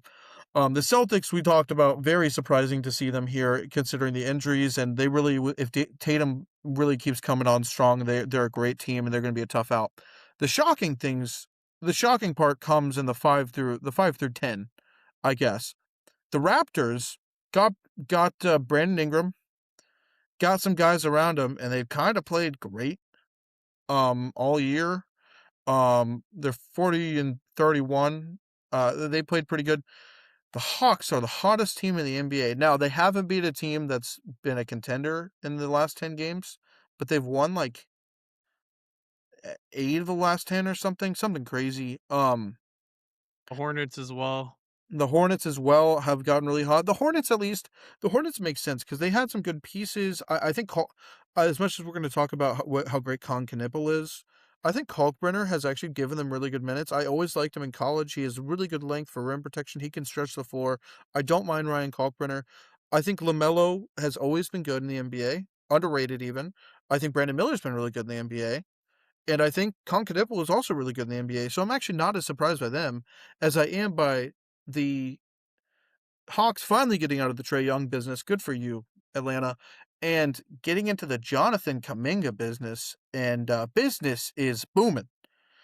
And I mean, look at them go. So that's a little shocking. 76ers being in the I'm glad they're in the playoffs, I guess. You know, VJ Edgecombe had a good start to the year, has kind of fallen off.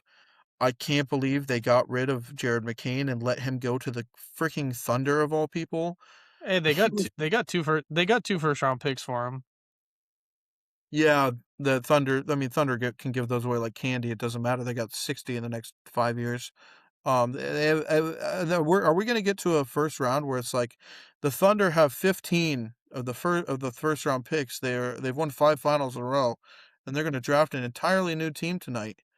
Um, but still, the 76ers losing a guy like that in his second season, giving up on him is pretty shocking. But they've had a good year. They're a little injury riddled, of So course. if it ended today, you're the Hawks, you were just talking about the Hawks will play Cleveland in the first round.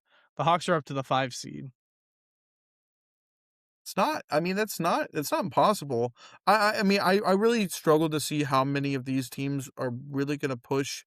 Like Pistons, Celtics, and maybe the Knicks or the Cavs could fuck up. But the Pistons and the Celtics, the Sixers. Let's be real. Is Joel Embiid going to play? Is always the question. The Heat. Bam had an 81-point game. That's an 83-point game. 83. 83, yeah. 83. Yeah, third all time in NBA history, which is crazy. I don't really know how like how deep the Heat can make it. Although we've seen Heat culture make a run multiple times. Jimmy Butler was at the helm at that point, though. But But I think if you, Hornets, I mean, I know we're talking a lot about the East, but if you're looking at the West, if it ended today, you have 2 great matchups in the first round. You have a 4 yeah, seed you have a 4 seed Denver playing the 5 seed Ant Edwards led Minnesota, and then you have Edwards is hurt the 3 seed the right now, 3 right? 3 Ant you say Ant's hurt. I thought he was hurt right now. Either way, this is if we consider them fully healthy, that's a great matchup. We've seen it in the playoffs before. Really good. 3 seed Lakers taking on the what The 6 seed Rockets. Rockets. LeBron and Kevin Durant in another playoff series. I think we're all very down for that. I think I think I love watching the Spurs play. People, if you have not, I know there's tons of guys out there, tons of people out there that haven't watched a lot of the association all year. It's hard to get into it with college basketball, with football, with everything. Do yourself a favor. Go watch Victor Wembanyama play a game. It's It's astounding. And the best part about it is there seems to be a new crop of young players that care. They really even the regular season, it'll be a Tuesday night and they're playing the Pacers who are actively tanking for the first overall pick. And the Spurs go out there and they give a shit. They actually give a shit about basketball, which has been a great development in the NBA, I think. I mean, you're talking about a crash course in the second round, like you said. The young kids on the block in San Antonio gonna have a chance to play LeBron and Luca in the second round. I mean, yeah, the Spurs would have home court, but you're gonna have old school versus new school, and I'm throwing middle of Luka Doncic. That Yeah. would be a great matchup, no matter. Mhm. I really like I the mean, leading Suns. into. I mean, you're gonna have Yeah, go ahead. Go The ahead. Suns are in the play in right now. Yeah, I really liked how they played. I think they've dealt with some health issues. I know last time I checked in on them um that Grayson Allen wasn't playing, but Colin Gillespie has really played some really good minutes. He's had a really good combination with Devin Booker in that front court, in that Jalen back Green court. Sorry, is it Jalen Jalen Green. Green or Josh? He's been Jalen playing Green. really well off the He's been bench playing. too. Yeah, yeah. I don't. I think that Suns team is pretty good. Obviously, the Thunder are incredible. It's I know everyone complains about Shea. I complain about Shea. They're still a great basketball team, defensively very solid, very deep. They added Jared I want McCain. another 7 game series of Jokic versus Shea. Just like I w- last year. Give yep, me 7 games of that again. They do yeah, not like we were talking. I mean, if we talk about the Spurs and Thunder not liking each other, the Thunder and Nuggets do not like each other. No. No, and that's I think been the best part about this newer iteration of the NBA with some of these guys is I think for a while we saw the NBA players take it a little bit casual. I think they were all kind of good friends. We had that Blake Griffin, Chris Paul, Charles Barkley, and Shaq laughing because LAPD was called to the locker room for a fight between the Clippers and the Rockets, which was, I mean, Charles Barkley was crying laughing on Inside the NBA about that. Um, but it kind of felt like they were all friends. It was kind of like an old boys club. This version of the NBA feels like a lot of them really tried. The Pistons, oh, the Pistons get after it every night, and they don't seem to like each other very much. That like they actually seem to actually have real animosity towards other teams, which I think is really good for the league. In terms of the play-in in the East, in the West, Suns I think are probably the most interesting. The Clippers have Kawhi. I mean, we all have seen I if mean, Kawhi is. could you see if the Suns get the 7 seed, could you see them upsetting the Spurs in the first round? I think it'd be real tough to do. I really do. I think there's a chance against maybe the Nuggets for them to upset them if the Nuggets would somehow move into that spot, or the Lakers even. But Victor Wembanyama causes such if he's healthy, causes such a problem defensively. Ignore what he does on offense. Defensively, he shuts down half of the space on the floor. Like it's impossible for you to move. It's incredible to watch him play. I mean, he's gonna be he's gonna be in the all-time dunk conversation, not dunk, block conversation in like 4 years or 5 years of his career. Like, he does so much defensively that it's really gonna be hard for them to get those open shots that they need to really get their offense cooking, as much. Um Kawhi could all of a sudden play great in the playoffs, but I think, it's getting a little late for that. The Trailblazers being kinda in the playoff play-in spot is a welcome change, I think, for that organization who have kinda struggled and did lose their head coach during the season.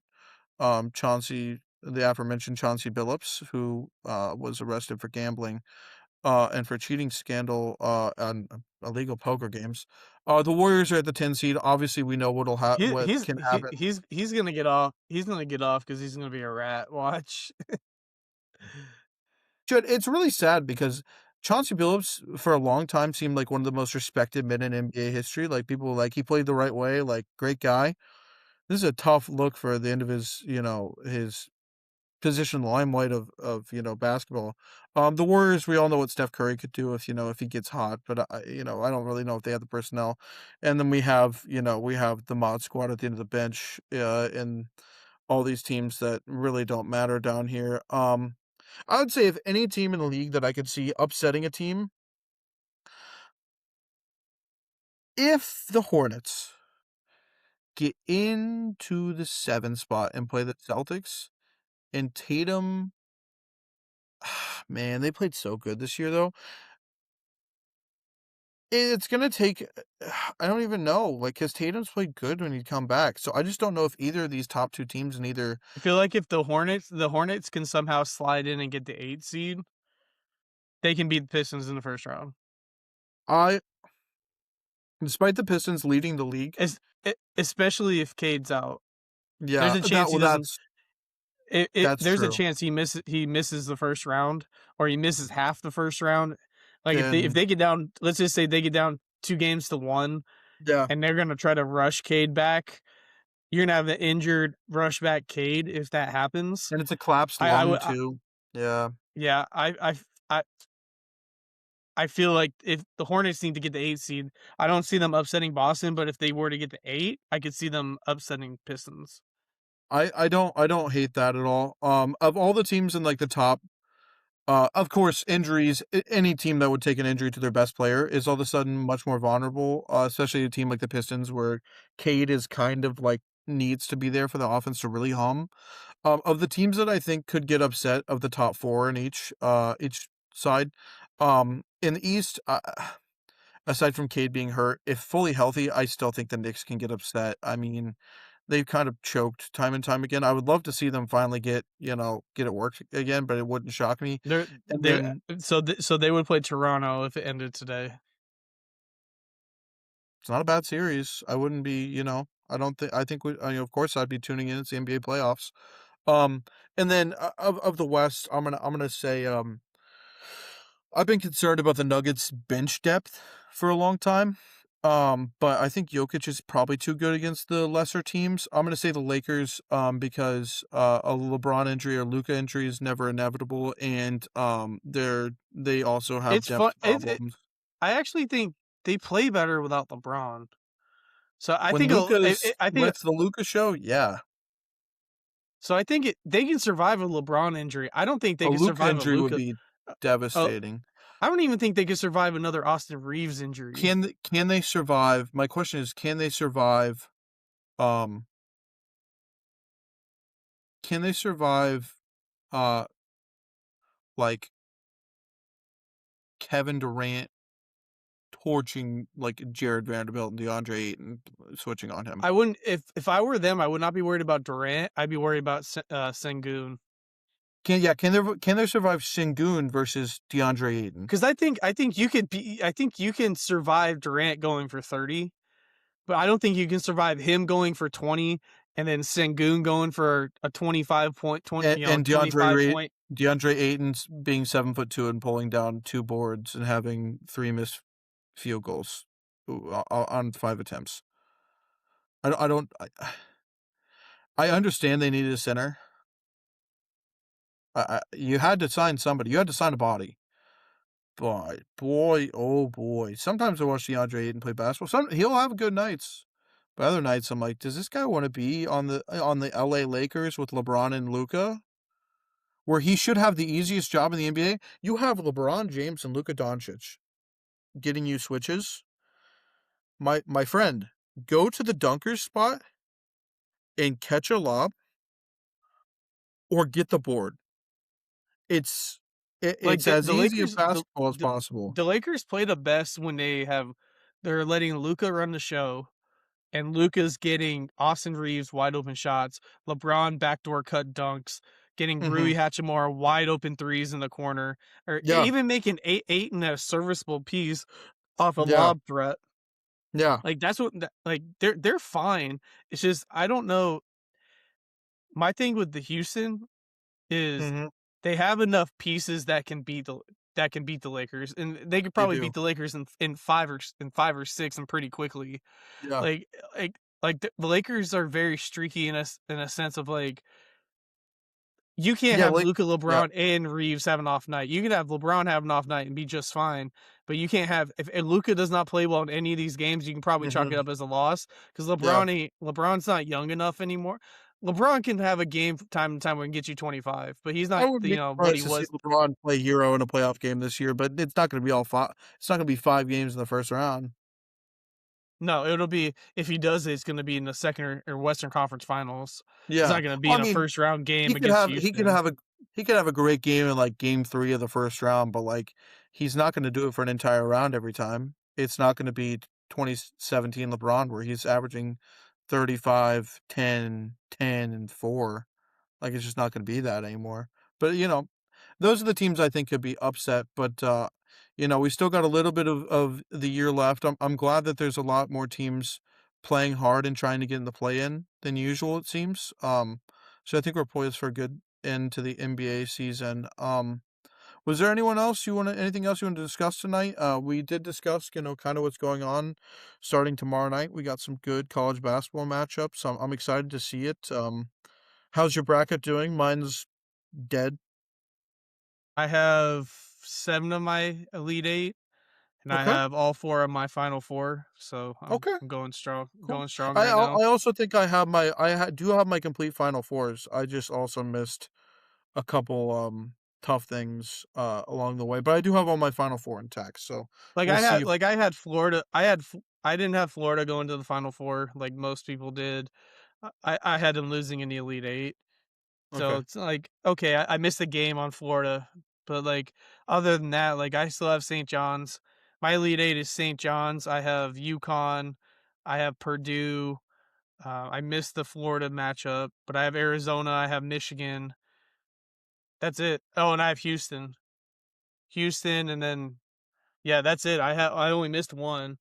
Perfect. Yeah. If they all get through, I've only missed one, and then I have all 4 of my final 4. My final 4 was, UConn, Houston, Arizona, and Michigan, and then I had Houston beating Michigan in the title game.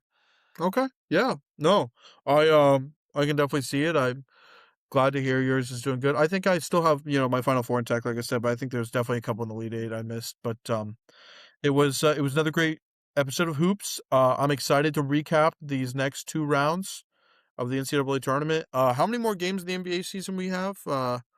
What? It's gotta be in, less So than 15, I would. we're I think we're at 70. The Thunder have played 73 at this point. It looks like so. We got about 9 to 10 games left. Left in the season for the NBA too. So next week when we record, we're gonna have a much more close playoff picture for what we see. Maybe we'll have even more expansion news, even more injury news, and we'll have two more rounds of March Madness to cover, which have been good so far. And with these matchups, the nice part about no Cinderella is these matchups should be incredible games, unless Michigan and Arizona and Duke decide to just keep crushing people. But they should be incredible I hope games. not. I want the Johnnies, Me neither. baby. Yeah, I hope for good games too. But I want I think Patino. So, I made a joke with my friend.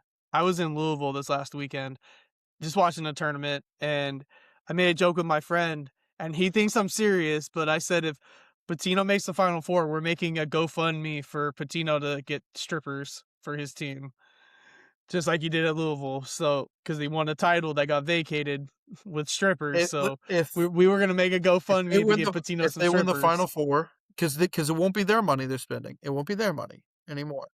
If they win the national championship, they ought to televise strippers with that team.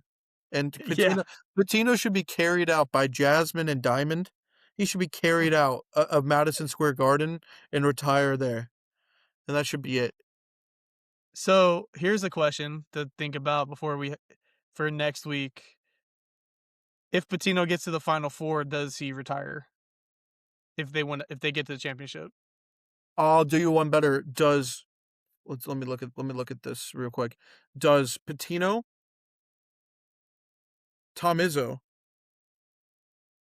um, oh, also Houston's coach, Sampson, why, uh, Kelvin Kelvin Sampson. Sampson, and Tennessee, Rick Barnes, if any of them make the Final Four or win a national champion, I think if Rick Barnes makes the Final Four, he's cutting it quits. He's gonna say, I've won my race."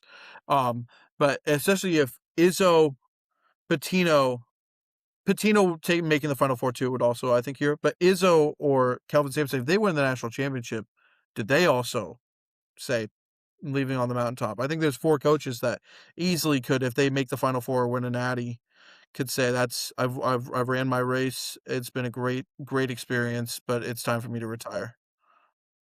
I think it'd be a great thing to start with next time, Yeah, depending absolutely. on You guys drop who your make. comments too. Drop your comments, see what you guys think. Yeah, Make sure tell you us about who you like. think is taking jobs, taking these possible Kansas job, who's taking the UNC job. Maybe we'll have answers on that by then too next week. I would say to make sure you like and subscribe to our page. Any reshare review helps us grow our platform. So thank you guys again for tuning in to, how's Dre like to say it? Hoops after dark. Oops. After dark. Thank you guys. Appreciate it.